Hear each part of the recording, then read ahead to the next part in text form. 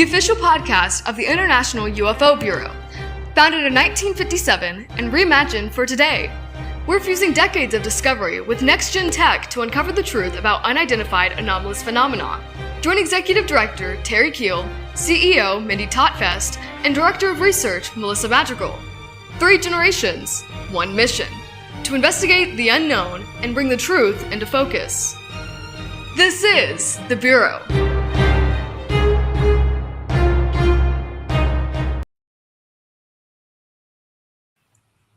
Hello, everyone, and welcome to the Bureau, where 3 generations of women come together to discuss the truth behind unidentified anomalous phenomena. I'm Mindy Totfest, and I'm joined by my always brilliant co-hosts, Miss Melissa Madrigal and Terry Lynn Kill. Hello, ladies. Hello, how are you guys? Good. Hello. Good to be here. How was your Christmas and New Year's and all of that? It was Excellent. wonderful. I had a wonderful Christmas, wonderful New Year's. My birthday was right after that, so it was full of celebrations. Oh my goodness. I know you sent pictures and there was just wrapping paper and tissue paper all over your home.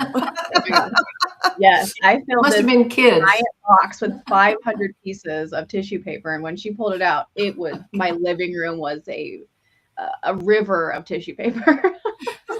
I love it. I miss those days because my kids are teenagers now. So we have a little bit of it, and the little kiddies keep things exciting. But Terry, how have you been? I know you've been under the weather, and New Year's, we discussed New Year's.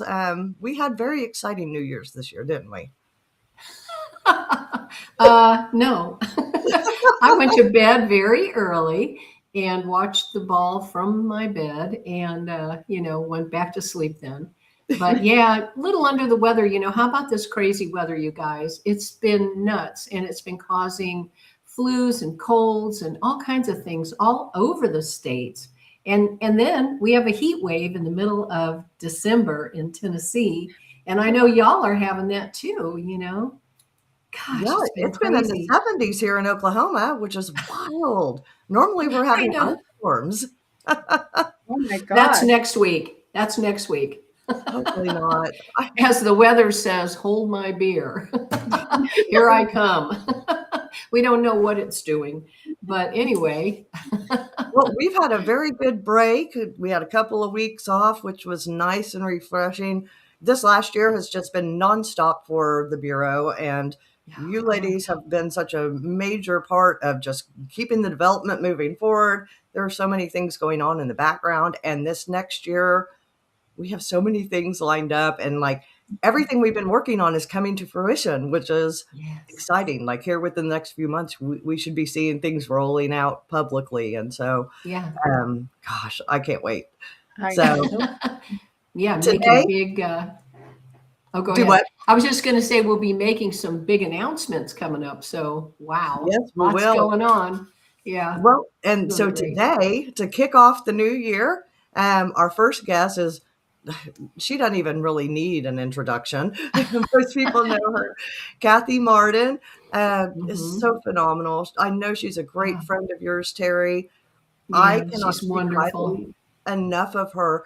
She took such a chance on me, and I'll go into this more, but before I was ever investigating, she was the one that I came across at a conference, and she was like, well, why don't you get involved? And that changed my life. I don't know if she really knows how much she changed my life. And then again, when I wrote my book, she stepped right up, not knowing me very well, read through it and went ahead and endorsed it for me. And that meant so much. So I owe her so much. And I know so many people look up to her and all of her hard work. So with that said, let's go ahead and dig into kind of today's topics and pose some questions to the audience. And we'll kind of wait. And at the end, we'll go back into discussing them and see what Kathy's thoughts are on these too. So Kevin, our button daddy, if you can put up our questions of the week. All right. Question number 1. Do you believe personal experience or physical evidence carries more weight when it comes to UFO encounters? And question number 2 is, should UFO abduction cases be studied more seriously by science, psychology, or do you think there's room for it to be studied by both? So we'd like to hear your thoughts on both of those questions and add to the discussion. So with that, Melissa, I believe you've been studying up on some of the UFO history from 1st of January. Yes, I do.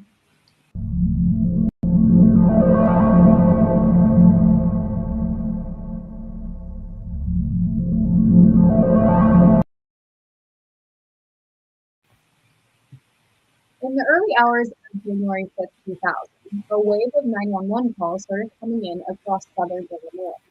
Witnesses reported a large, silent, triangular-shaped craft with bright lights hovering low in the sky. What makes this specific case so unique is that multiple police officers from different towns, including Highland, Lebanon, Shiloh, and Duopoly, saw the object and relayed what they saw over police radio in real time. Around 4 a.m., an officer in Lebanon was the first on duty to visually confirm the craft, describing a massive black triangle with white lights at each corner and a red one in the center. It was moving slowly and completely silent and flying unusually low. As the object continued southwest, other officers began chasing and tracking it down from town to town. One officer even managed to snap a Polaroid photo, though the image was blurry and inconclusive. Still, the consistency in police reports across jurisdiction using similar language and descriptions gives this case a rare level of credibility. Some estimate the object was the size of a football field. To this day, the St. Clair Triangle incident remains one of the most well-known documented UFO sightings in American history, not just because of what was seen, but because of who saw it. Very Wow. interesting. Mm-hmm. Were you Yeah. familiar? Not because of. Go ahead. Were you familiar with this one? Me? Yeah. Oh, actually, not that familiar with this one. No, I wasn't. Right. There's certain ones I seem to be drawn to, and I think Mhm. everybody kind of has that. But no, this one I don't know that much about, but I have heard about it, and I'm just not that really familiar with it. But I liked what she said at the end. It wasn't because of what was seen, but who saw it that reported it. Now I like that because it does give credibility. There is a lot of credibility to certain peoples that make reports. Mm-hmm. Yeah, absolutely. Mhm. I agree. We might want to Mhm. get Dustin Hendricks to dig more into that one. It Right. reminds me of the Ohio case that had all of the police following it. Yeah. I wonder if he's Yes. aware of this case. So we might mention it to Mm. him and have him dig into it a little bit more to see if he can find some of the police logs and stuff. That's a wonderful case. So Yes, it Absolutely. is. It is. It's an interesting case. The next one, though, is amazing. I know. This one I'm excited to tell about. This is Yeah. the Jimmy Carter UFO sighting. In 1969, long before he became president of the United States, Jimmy Carter had a personal encounter that would later become one of the most famous presidential UFO sightings in American history. Carter was in Leary, Georgia, preparing to give a speech at the local Lions Club meeting when he and about 10 other people saw something strange in the sky. He described it as a very bright light, changing colors from white to blue to red, and said it hovered silently in the sky for about 10 minutes before disappearing into the distance. Carter later called it the darndest thing he'd ever seen. And he didn't just let it go. In 1973, while serving as governor of Georgia, he filed an official UFO report, but not just with anyone, with us, the International UFO Bureau. That makes IUFOB the first organization in history to receive a UFO report from a sitting US president. He never claimed it was extraterrestrial, but he was clear that it was something he could not explain. And when he ran for president in 76, he even promised to declassify all government UFO records. That promise changed once he was in office, citing national security. He didn't follow through, but the sighting still stands as a historic milestone because this wasn't just anyone reporting UFO. This was a future president, and he sent the report to us. Right. That's amazing in and of itself. So Hayden handled that, and is such a great blessing to us. So we are the very oldest reporting, you know, uh, don't get old. I'm having one of Organization. those moments.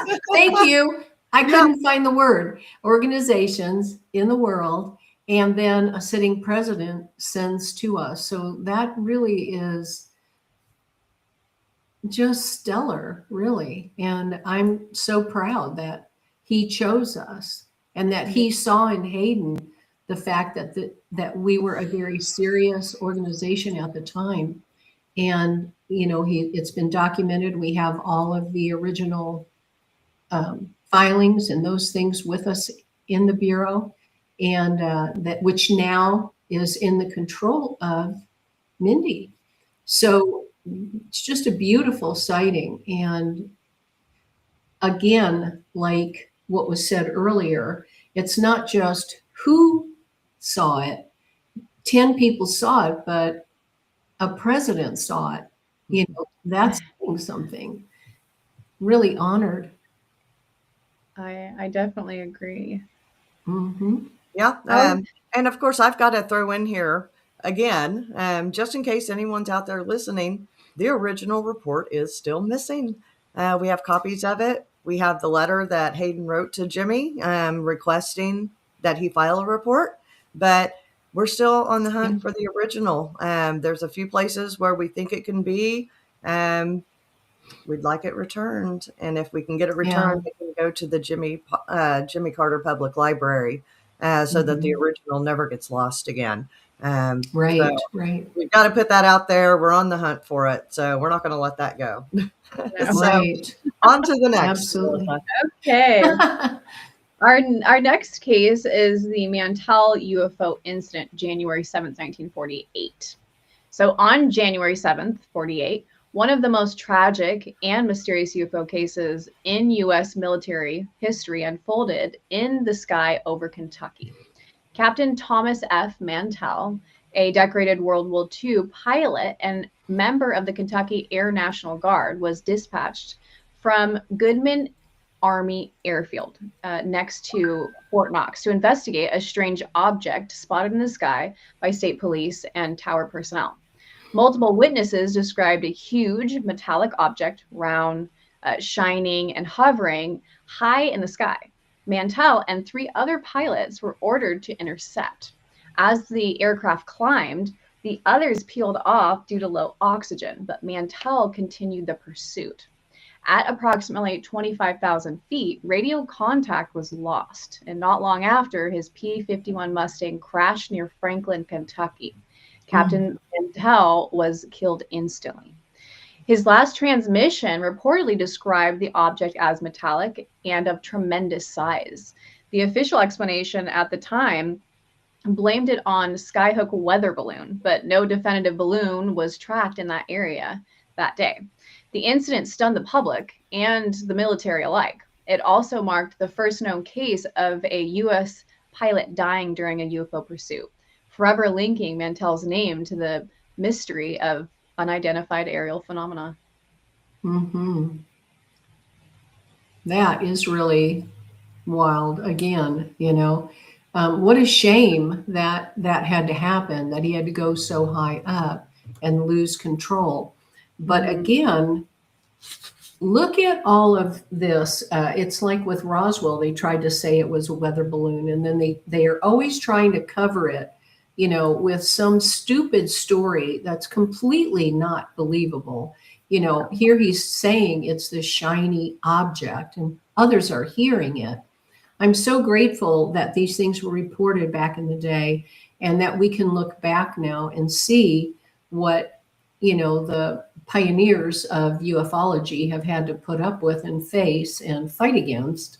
You know, it has been an uphill battle. And even today, we're still looking at, you know, disclosure. And I do believe disclosure has truthfully really already happened on the one-on-one, you know, that we all get involved with. It's clearly happened. And, you know, we're just waiting for it to come out, you know, with the politics and things like that. But yeah, Yeah, go ahead. we're crossing that threshold where it's no longer a matter of belief. Right. I was speaking to someone the other day, and they said people have asked them, "Do you believe in UFOs?" And they have still been giving the prosaic answer of, "Oh, well, there's so many galaxies and everything." And I said, "There's no need for that answer. You No, ask no. people, do you believe in spoons? We know that they exist." It's the same premise. We're crossing over from where we're trying to help help the government, help the public see that this is a true phenomena and encourage belief. We know that it's not a matter of belief. It's a matter of understanding that this Right. is a fact of reality. This happens. Mm-hmm. These things Mm-hmm. exist, period. Yes. There's no Right. more need to try to, convince people otherwise. Eventually, I think that there's a few stragglers holding on, but I think for the most part, we're to the point where most of society accepts this as a true phenomena. And now it's time to get down to the nitty gritty and share the truth behind what's been going on all these years. So, with that said, our guest today has a ton of answers. She's been investigating this and one of the most respected people in the field. So, Terry, can you tell us a little bit about who our guest is? Sure. I sure can. So our guest today is Kathleen Marden, and she's a longtime UFO researcher. And I have to throw in there a great friend because I just love this lady. She's an author, a scholar, and as well an investigator with more than 4 decades of experience studying contact and abduction cases. She's the niece of Betty and Barney Hill and co-authored multiple books with the late Stanton Friedman, God bless his soul, what a great guy, helping preserve one of the most significant cases in UFO history. Kathleen continues to advocate for careful investigation, ethical research practices, and respectful treatment of experiencers. So please join me in welcoming Kathy Marden to the Bureau at UFOB. Nice to be with you. Thank you. Yeah, so good to have you here, Kathy. And, we were talking about how the pilgrims of ufology have had to put up with so much nonsense. You're one of them. After all these years, and what you've been through and how you have to fight tooth and nail just to be heard, or to bring this story out, let people hear the truth about what happened to your aunt and uncle. And, I've talked with you several times over the years about different aspects of that. You were only 13 years old when it all happened. You overheard your mom and your aunt on the phone. And that just to me was like you were chosen to be brought into all of this, even though you probably didn't have a clue. They were choosing you because I guess they really knew, this young lady, this 13-year-old little girl is going to carry this through later. And they knew that somehow. And of course, everything was left to you. And it's been such a great case. It's recognized by the state. You have the honor of a, what is that called that they erected? I know it's a historical marker, an official historical state marker. of New Hampshire historical marker. Yes. Wow. And yeah, very few cases have that, and there are some that do, other cases that do, but that's really saying something. And look at how people that stop by stick their little stickers on there. How cute is that? Well, let me just say, what first drew you into the UFO research, which you do, and how did your early experiences shape the path that you chose? Well, it's kind of a complicated story, but first I want to say that my favorite author or figure was Nancy Drew from the Nancy Drew Girl Detective Stories. There you go. My favorite television show was Perry Mason. So I was set to be a detective. And Yes, then the next thing that happened is that I met all of the, not all of them, but many of the prominent investigators and researchers of that time who investigated my aunt and uncle's case. I was very impressed with their work. And I thought, gee, I think that I would like to do this someday. It was so fascinating. And I was at my aunt and uncle's house only a couple of days after they had their experience and saw the physical evidence and heard from Betty what they recalled, all of those conscious memories, and they had a lot of them, and observed my uncle's uncharacteristic behavior. Normally, he was boisterous, bubbly. He was just your favorite uncle. And on that day, he was a different man. He was very changed, introspective, sat quietly in a corner. Oh with my father. goodness. Yeah, and I was about 19 years old when that. Oh, how adorable. That's a beautiful picture. It's gorgeous. Yeah, Uncle Barney. I really miss him. He really looks like a wonderful, kind man. You can tell. He was very kind, extraordinarily intelligent. Well, he was had a genius IQ, very committed to civil rights and social justice, very politically involved in the state of New Hampshire. A lot of people don't know this, but he was appointed to the U.S. Commission on Civil Rights as a representative from the state of New Hampshire. Wow. He was legal redress to the NAACP. So he had his hands full fighting for civil rights at the time, and then here comes this UFO abduction and just kind of explodes his entire world. It did, right. Absolutely. Yeah, it absolutely did, because he did not believe this was even possible, and it caused a tremendous amount of trauma for him, because he stood in a field and that craft was hovering only 100 feet above him. And he saw those non-humans looking down at him. And this was all part of his conscious recall. It was recorded in the original documents regarding this case. And they frightened him terribly. And, he fled from that field to the car. And then he and Betty heard a series of code-like buzzing sounds striking the trunk of the vehicle. And this is when sort of a kind of, I don't know what to call it even. I want to say paralysis, but it was more paralysis of the mind than the body. They just lost conscious awareness. They had spotty memories. After that, they had very clear memories of their close encounter, of stopping 4 times to observe this vehicle as it came in closer and closer, and then finally hovered silently above that field. As Barney was running back and getting into the car, he saw that the craft was again coming in his direction, and that was just before he and my aunt heard those buzzing sounds striking the car. They could feel that tingling sensation in the vehicle, sort of an electrical sensation. She told me they felt it in their bodies as well, but that's not in the original reports. And then this haziness. And then the next thing they knew, they were 35 miles down the road. They didn't know how they arrived there. They had spotty memories of finding themselves on a dirt road, a roadblock of a fiery orb. Wow.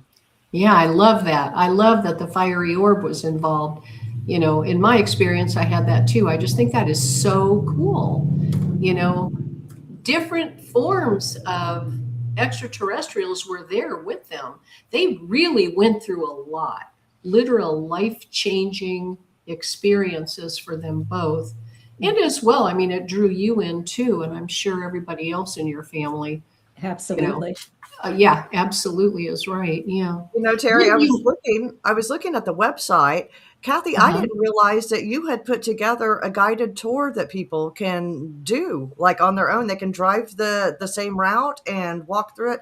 How long ago did you put that up? And do you know anyone that's actually gone and done that? I would definitely do it if I lived up there. Yeah, yeah. It's been up on my website for years. Really? Gosh, And really? some people have used it, but some people have been there and then they contacted me after and said I was there, but I didn't know where to go. And I said, oh, it's too bad you didn't contact me before, because you could have gone to my website and the Oh, self-guided tour is there. You can print it out, oh my or, goodness. now we have cell phones, so you can just go online and read it. Right, right. But it That tells is a Very you cool what idea. happened at every spot, where to stop, and what Betty and Barney saw. That is so Wow. cool that you did that. And because I know so many people get value out of that. It's different than like going to Roswell or something like that.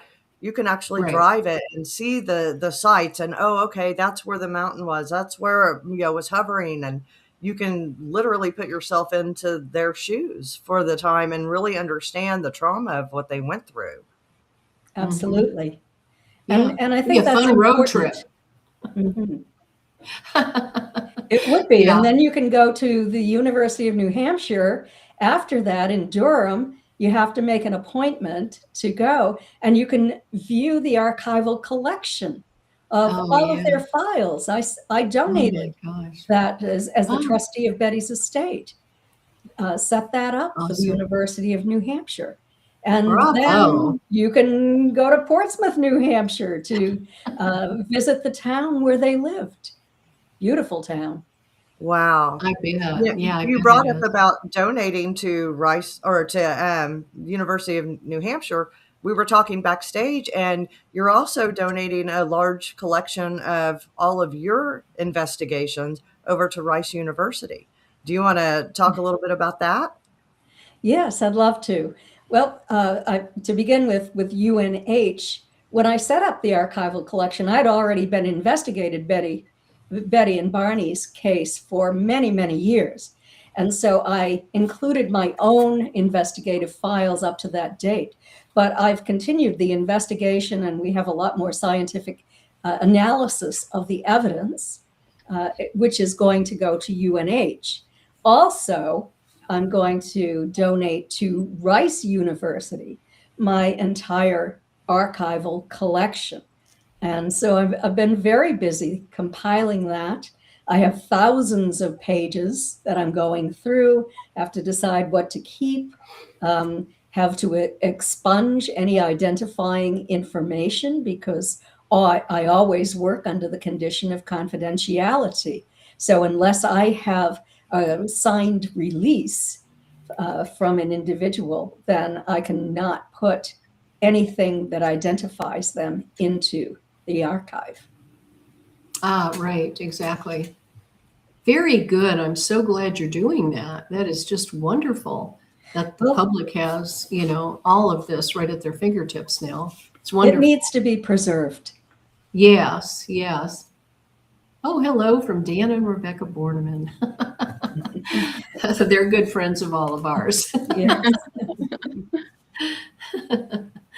So, let's see. So you've been a guide and mentor for many researchers, even myself. I mean, you've done so much with me, even some regression therapy, personally and professionally. What did experience or care look like when Stanton Friedman first taught you? And how has that shaped your approach today?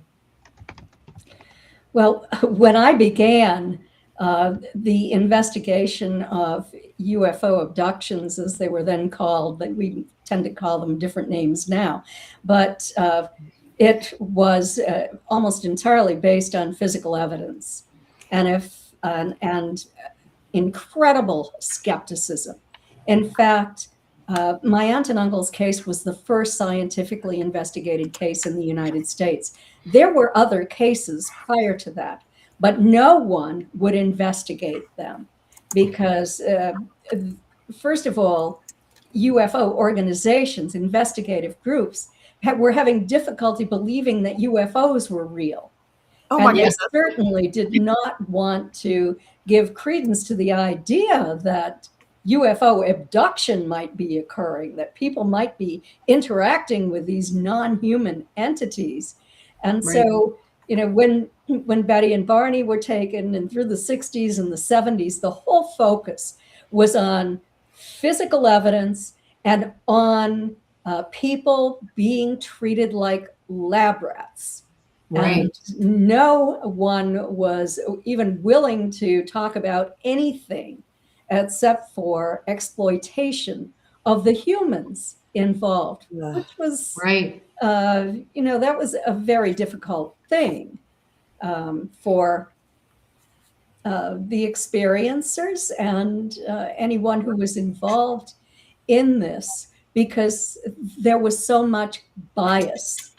And if you didn't have adequate physical evidence, the investigators would often say, well, you should go see a psychiatrist to get your problems resolved. I mean, there was a lot of injury caused to people by UFO investigators. Yes. And even though these cases were supposed to remain confidential, and Betty's and Barney's was as well, Wow. eventually, and sometimes right away, that confidentiality was blown, and people's identities were revealed at Right. Great detriment to the Yes. individuals who had already had this traumatic experience for the most part.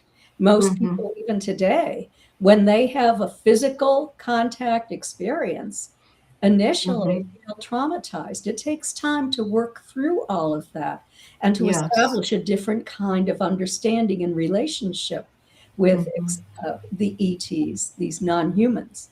So, Right.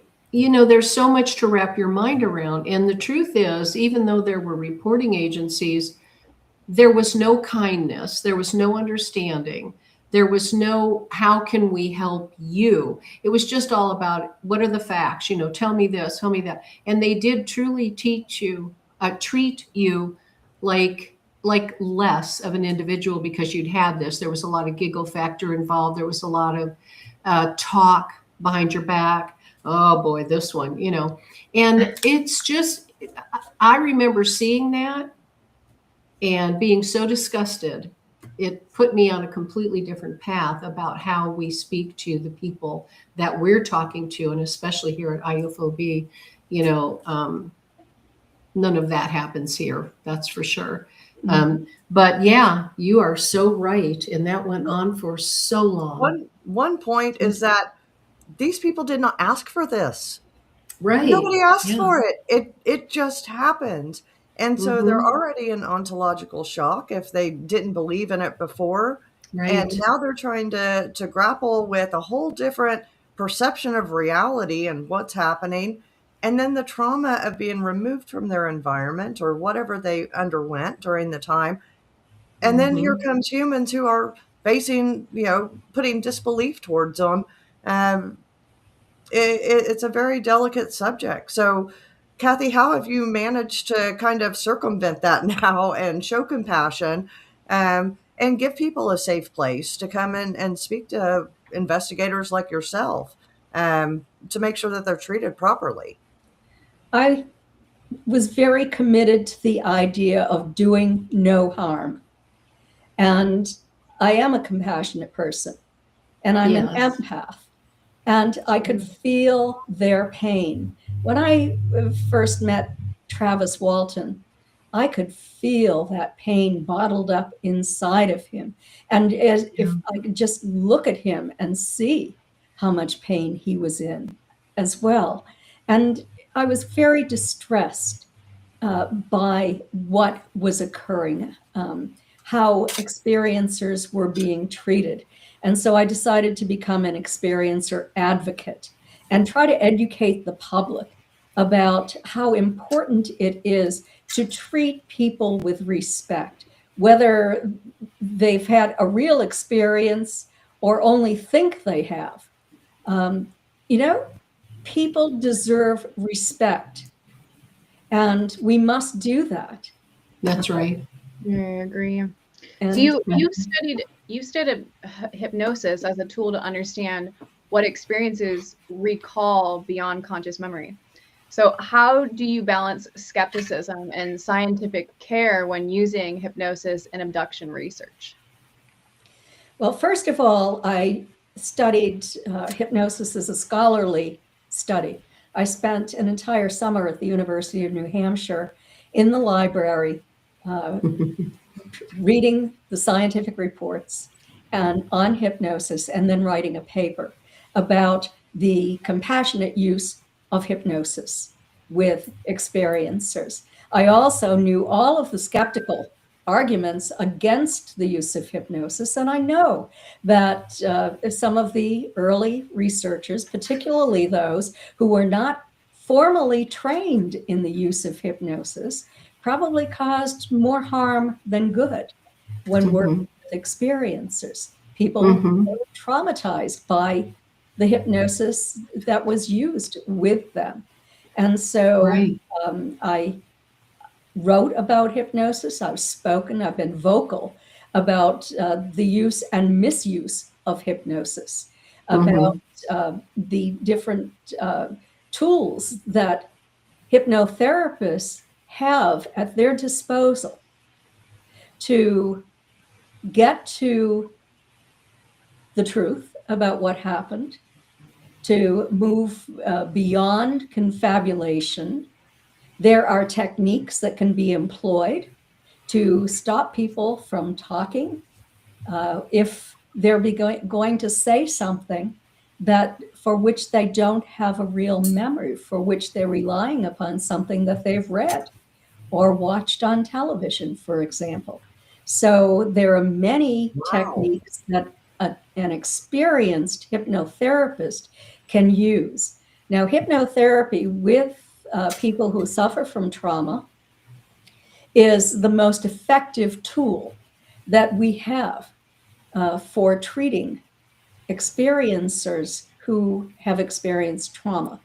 I would not say that it's a very good tool for getting to the details of what happened when a person was taken to a non-human environment. Because if you don't have a biographical memory, then you might be prone to exaggeration or confabulation. And once you do that, you become convinced that this really did happen. Now, hypnosis overall is a good tool for getting the overall picture, but not the details. Wow. So it's something that has to be used very, very carefully. And I like to use forensic hypnosis.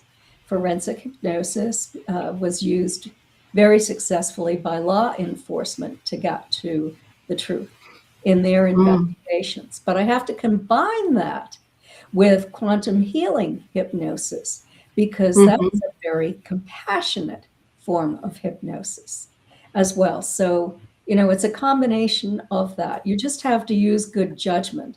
And I love it when I have cases where more than one person was taken, and I can hypnotize each of them separately and reinstate amnesia for the parts that they forgot, to make sure that they don't speak to one another, and then release that amnesia at the end after I've worked with the other people. That's what Dr. Simon did with Betty and Barney.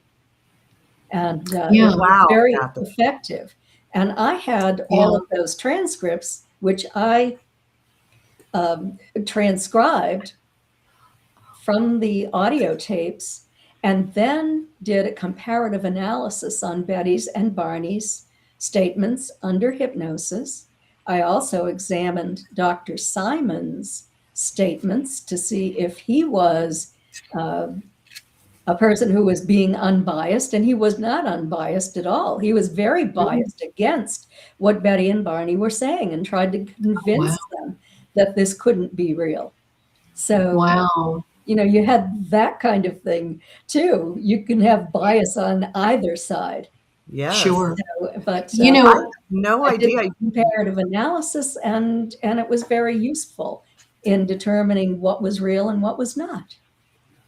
That is so incredible to hear you speak on both sides of it, that you have combined the forensic side with the compassion side in such a way that you can still show compassion, but get to the root of the truth. Yes. Without, and to be able to identify, because I know that I've come across people that more than likely, I believe that they've seen something, and it's gotten them up in a frenzy. They think that something's happened, but they have no conscious recall.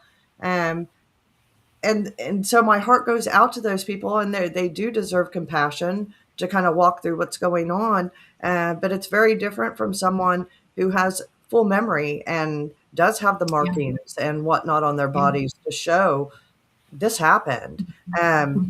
So it's really cool that you might be the only person that's been able to successfully combine them. Well, and Terry, you remember a couple of years ago, I was going to come out and see you, Kathy, and have you into my brain your death experience. I didn't take that lightly. I wouldn't let just anybody go digging around in my noggin. But I trust you because I know that you're very experienced. But I mean, even today, hearing what you're saying, Kathy, you just blow me away every step of the way. And I'm sure you heard me talking when you were backstage. I just love you. You have changed my life. And I don't know how to thank you enough for that. So just like you say, you were watching those investigators, I had a very good person to watch in you to bring me onto this. That's the truth. I will always be thankful for you and for Terry both for guiding me along this. I never would have gotten involved. And I'll tell you one thing, Daniel Allen Jones, do you know him? I don't. Okay, he's a younger guy down in Texas, and he took over the Jim Mars files and everything. He does a lot with Aurora. He had contacted me 6 months ago or something. He was reviewing some video of an interview. He was interviewing somebody there at Roswell whenever my family made the trip out there. And in the background is you talking to us. And he's like, I know, that is so cool. Met Kathy and started your whole life into ufology. And I was just so tickled. And I looked so lost because my head was still on fire. I was still trying not to pass out. And I know I made a complete idiot of myself. I was so weird at that point because my brain literally was not working because it was right after the brain aneurysm. But you gave me the strength to just push through and start investigating from my little couch and my computer. So that was so rare to see somebody else videoing her talking to you. And she had no clue that was happening. That was the coolest thing. But what I will say is, Kathy, I commend you for the fact that when I first came to you years ago, actually, I think it was 2011, maybe, and you did regression therapy with me, and of course, Denise Stoner, who is absolutely amazing as well. And it opened up for me so much clarity that I knew was there, but I couldn't get to it. I couldn't access it. The trauma of what I had experienced in my own experience with extraterrestrials was frighteningly bizarre. And I just couldn't understand it. And you helped me so much. And I want to thank you again. I know I've thanked you in the past, but it really helped me to validate everything that I experienced, because there is a point when you say to yourself, am I nuts? What happened? Why did that happen to me? How could that have even happened? Because it's just so bizarre to see something from another planet or another realm, whatever, and try to deal with it. and nobody could talk to you about it because they didn't understand what you were talking about, but you did. And what a blessing that has been in my life. And I know I've told everybody about it, but I do want to say it here and now again, that your efforts and your helping people in ufology get this validation and get a little bit more of the picture through regression therapy. There are no words. Thank you. Thank you. What would we do without people as compassionate, kind, and loving and genuine as you? And brilliant. And brilliant. Thank Yeah. you. My head is swelling. Both of you have come so far from the time that I first met you. And so I'm so proud of you and your accomplishments in this field. It's really terrific to see strong women coming up and learning and speaking out on this topic. And, it's been too long. And finally, women are having a face in this field. And for when I was coming up, there were like 3 of us. That was yeah, exactly. and now it's so many more, and I'm really happy to see that too. And something that I wanted to add is that with most experiencers, they're not looking for fame. Most of them don't even want any kind of public recognition. They want to know if this happened and what happened. And most of them are sure that it did happen because they have evidence. And something that I have devoted my life to is teaching experiencers how to investigate their own cases, how to collect evidence. Because I've never been on that treadmill of doing an investigation and then it stops and then you go to the next one and the next one and the next one and you never keep up with people. I always maintained a long-term relationship with anyone who had a significant case. And over the years, they have collected remarkable evidence of orbs. So there's one on camera, an orb that healed a man from cancer. Oh, so yeah. This case that I had, it began in like 2012. And we followed it through with years, with the removal of an implant, with the orb that healed, with photographic evidence of an ET or a non-human. So much. And it's really important for experiencers to come together with one another, to join, if you want companionship and camaraderie, join a support group. There are confidential support groups, and join a good one, because some of them are just a competition where people are fighting and saying, you weren't taken, you don't want that. Ridiculous. We've all separated from that. About learning together, not about having a competition. Yeah. You had brought up some of the evidence. One thing I wanted to ask you, because we're almost out of time here. It's gone so fast. It always does. But you had brought up about some of the evidence from your aunt whenever you collected the dress that she wore. I remember watching a documentary probably 15 years ago, and you were talking about the dress. So has anything new come out? I know that you have, there's another picture. I know that you had suggested that if people have had an abduction, to put their clothing into a paper bag. And I believe you've done similar with Betty's dress. Can you fill us in on any new developments with that? Yes, there has been new analysis on Betty's dress. First of all, through MUFON Labs with Lynn Mann, who is now deceased, but she did DNA analysis on a spot on the lining of Betty's dress near her navel, and there was nothing spilled from the outside through the exterior of the dress. The stain came from Betty's body. That was the result of the DNA testing. I was with Ben Hansen at the time at the University of New Hampshire doing a television show when I cut that sample from Betty's dress and sent it off to Lynn Mann at MUFON Labs. And she did extensive DNA testing. So that was a significant finding. It could verify that a needle actually was inserted into Betty's abdomen.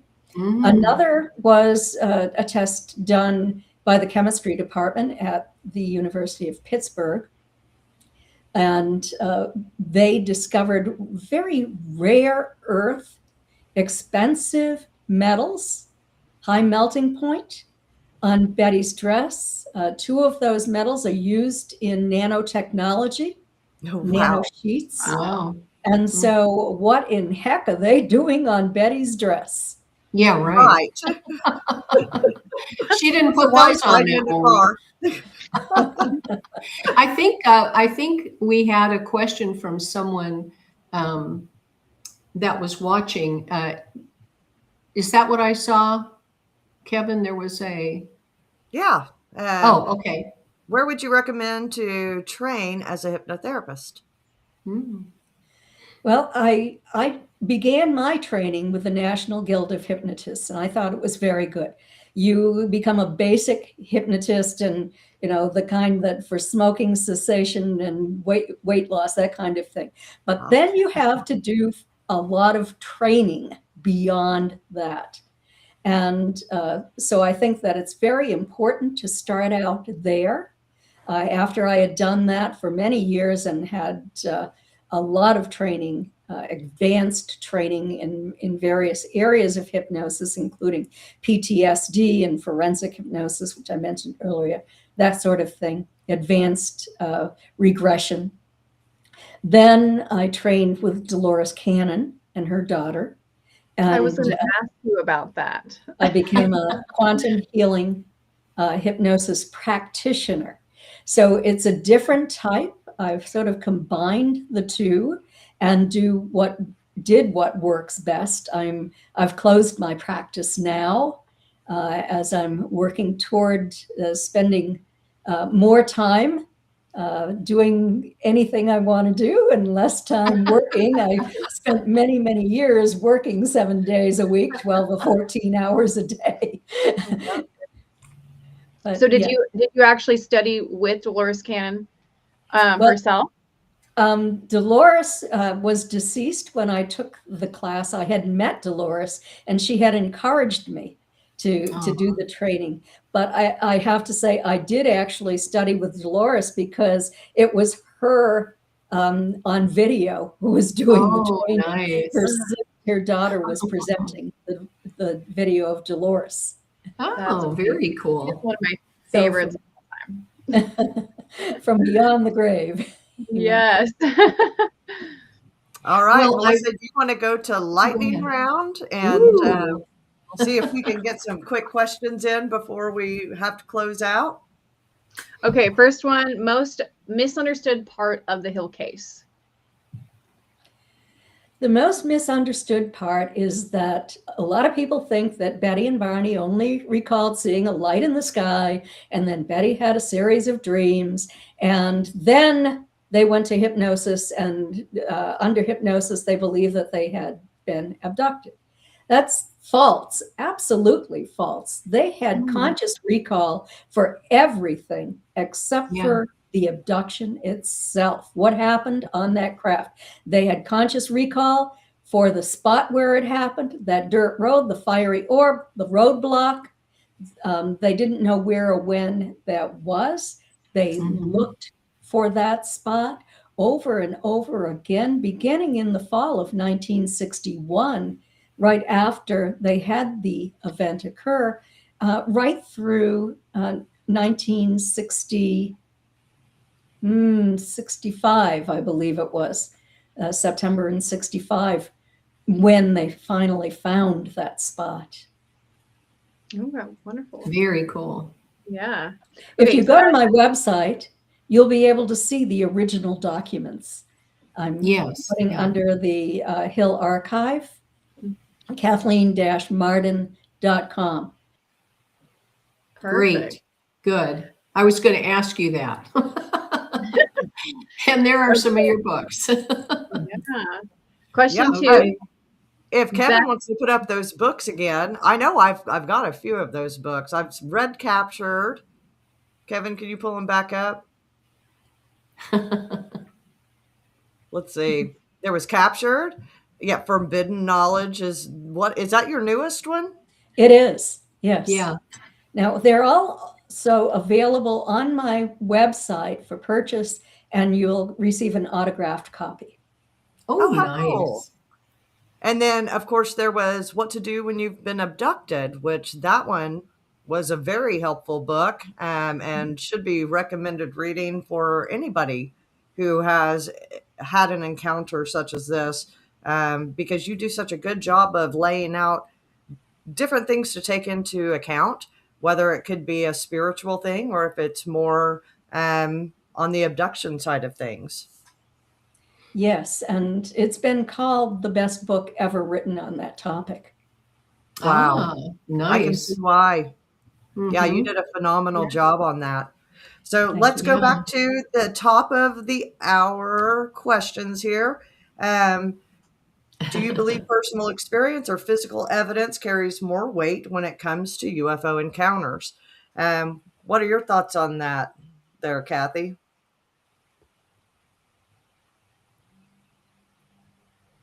It doesn't mean that you haven't had an experience if you don't have physical evidence, but I Right. believe that you can collect evidence over time. You just need to know what evidence to look for and Yes. how to So collect true. it and how So to true. document it. So all Mhm. of that information is in Extraterrestrial Contact, What to Do When You've Been Abducted. Mhm. Yep. You know, I So true. normally equate it with being a nurse and people complaining of pain. We have to believe when someone tells us that they're in pain, but there's also going to be markers of it that we can look for to validate. We know their respiration and heart rate and blood pressure is going to be going up. And that may not be true for everybody. There may not be no signs of pain, and someone can still Mhm. very much be experiencing it. So that kind of guides me with working with experiencers as well. I kind of keep that same Mhm. mindset. It doesn't discount it. You're absolutely, obviously spot on. So, question number 2, should UFO abduction cases be studied more seriously by science, psychology, or both? Some psychologists are beginning to study this, and it's being studied by religious scholars as well. The scientific community, yes, a little bit, they're studying it as well. But there has been such a backlash historically against scientists, against academics who have studied this. They have been ostracized from their community. It's really horrific what the academic community has done to them, where they have been shunned and really discouraged. And tests or academic studies on UFO belief, it indicates that psychologists are the least likely to believe that UFOs are real. Ah, So probably. I could see we have that. a lot to learn. Yeah, I think throughout my own work, I've learned that integration of all of them is important because you walk in with an open mind and see Mhm. all angles of it instead of boxing yourself into one category. That's a very Mhm. good point. That is necessary. Yes, I would Okay. I encourage. think we've got Yeah, another audience question. Yeah. What's the question, Kevin? The star map. Ooh. Oh, yes, the star map. Do you want to We address love that? that map. I love Anything that more map. on the star map? In 2013, a student of astrophysics did a project where she used more than 2,000 computer models from an astronomical catalog to determine if this star map was indicate any place in our galactic neighborhood. And with all of those models, still, she discovered that Marjorie Fish's identification was the closest match. And she started out as a real skeptic, but as she did her research, and at the end of this, she was astounded by what she discovered, that it does appear that Marjorie's work is mostly accurate even today. There are, or there could be, 2 stars that are a better match than what Marjorie found. So I found that very interesting. There's more information on all of this in Captured, the Betty and Barney Hill UFO Experience, the 60th anniversary edition. Oh, okay, yeah. Very good. Well, Kathy, how can people get a hold of you? Is it best to visit your website? Do you have an email that's public, or how can people stay in touch with you? You can go to my website and you can reach me on just contact Kathleen, and I will reply. Awesome. Kathy, thank you so much for joining us tonight. This hour has flown by once again. I know. We're going to have you back. We always say this because everybody we've had on is just phenomenal. And you are, honestly, you're always going to be one of the greats. Look at all the awards behind you and everything. Yeah. I'm so glad to hear, though, that you are finally taking time to yourself and enjoying the nice coastal weather and all the things you deserve in life. And it's been such a pleasure to speak with the 3 of you. I truly appreciate the work that you're doing, and really enjoyed it. Let's do it again. Yeah, yes, absolutely. If you wouldn't mind staying backstage for a few moments, I would love that. Okay, sure. All right. So Terry, good. do you want to announce who is coming up next week? Yes, I do. Another good friend of mine and somebody that I'm really excited to bring on is going to be Tom Whitmore. And he is doing a lot of blogging and checking out the Majestic 12 files. He's inside the MJ12 debate. Real documents or deception. He will let us know. I am so looking forward to seeing him.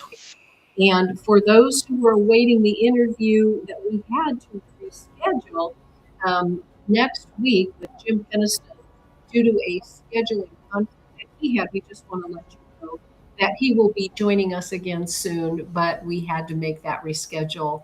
So it is what it is, right? You know, there you go. He's a man in demand, but I am not upset one bit by having Tom Whitmore on. I cannot. Oh, I know. I'm so fascinated with the MJ12 files, so I'm so looking forward to hearing from him directly. It's going to be a great episode. So thank you, ladies, and always thanks for joining us here on the Bureau. Visit internationalUFObureau.com and visit us on social media to stay connected. Until next time, stay curious, stay courageous, and never stop demanding the truth. Thank you for joining us today on The Bureau. For exclusive content, follow the International UFO Bureau on Instagram, TikTok, and Facebook. From yesterday's sightings to tomorrow's revelations, be sure to tune in next time right here only on